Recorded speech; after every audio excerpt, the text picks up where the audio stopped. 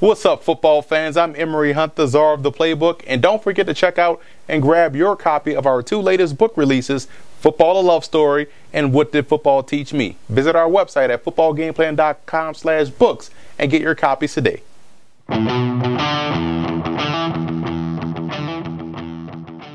First, let's take a look at some of the keys to victory or coaching points for both teams in this ball game. Starting with Carolina, you want to stay creative in the secondary. Blake Bortles, in his second season, is still a young quarterback and still can be influenced by different coverages as they change on the fly. So always stay creative, find different ways to influence a bad decision. And it wouldn't surprise me to see the Panthers utilize Greg Olsen as their primary wide receiver in this ball game. He has the best healthy set of hands on this roster right now, in my opinion, so they could try to move him around the formation, try to find those optimal matchups, take advantage, but they have to find ways to get him the football early and often. You have to shrink the ball game. I think that's one way they can utilize their own offense to help their defense against Jacksonville. You want to force Jacksonville to maximize their own possessions, and the best way they can do that is by shrinking the ball game. And we know the Panthers do a great job of running the football, which in turn chews up the TOP.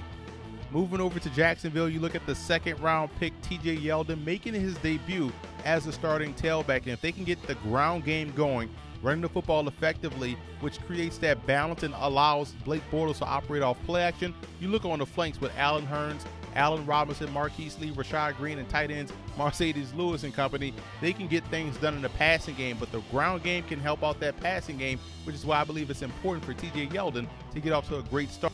And the second point sort of ties into the first point as well as the third point. The interior offensive line playing versus the Panthers front four. That's a big battle that they're going to have to win. You look at Zane Beadles, Stefan Wisniewski, and Brandon Linder having to bring their A game versus arguably one of the tougher front fours in the league. And if they can hold their own up front, it helps out Yeldon, which then in turn helps out Blake Bortles. And that's why we want to see Bortles' maturation in year two. If he doesn't have to worry about that interior pressure and he can scan the field, go through his progressions, it helps out that passing game, and it also, again, takes some of the pressure off the running game. So a lot of it ties together for Jacksonville, and I know it's all offensive based, but I think when you have a head coach in Gus Bradley who's a defensive mind, he'll get the defense right, but the offense has to take care of business in this ball game versus Carolina.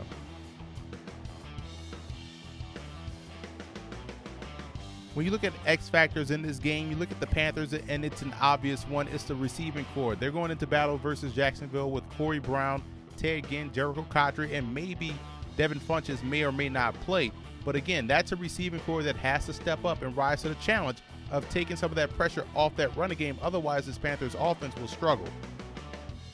When I look at Jacksonville's X factor, I look at that second level. They have to play an excellent game. That linebacking core faces a unique challenge against Cam Newton in that Panthers offense because he's a mobile guy that can do a lot of damage on the ground as well as he can do with his arm throwing the football. You can't get over aggressive in your run fits because if he breaks contain, he can gash you. You can't get over aggressive in your coverage drops because, again, he can take off. So they have to play a great game in order to knock off the Panthers.